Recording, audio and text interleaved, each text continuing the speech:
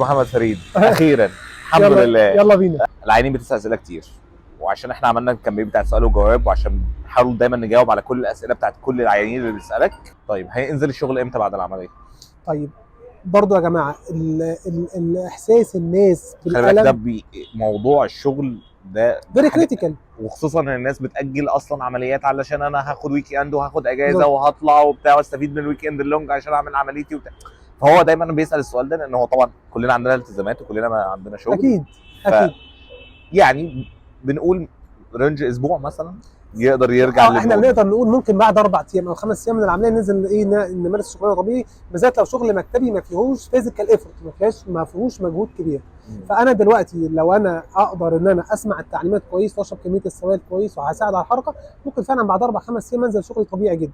طيب بس في نقطه هنا هنت، ودايما بقول للعيانين كلها والعيانين اللي عملوا معايا العمليه يعني هيلاقيني دايما الكلام ده مكرر.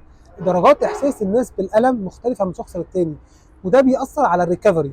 فاحنا دايما بنقول في رينج، في اللي احنا بنتعامل مع بني ادمين، في ناس درجات احساسها بالالم اعلى شويه. طيب الرينج من امتى؟ 3 4 ايام لغايه ماكسيمم اسبوع 10 ايام. يعني اعرف عيانين عملوا العمليه الاربع وراحوا شغلهم لحد عادي جدا والدنيا مشيت كويس وما حصلش اي مضاعفات، واعرف ناس ثانيه طولت اسبوع 10 ايام. فده فاريبل، بس احنا لينا تايم معين. لو سمعنا التعليمات كويس ومشينا كويس ماكسيمم بيريد بتاعتنا اسبوع 10 ايام.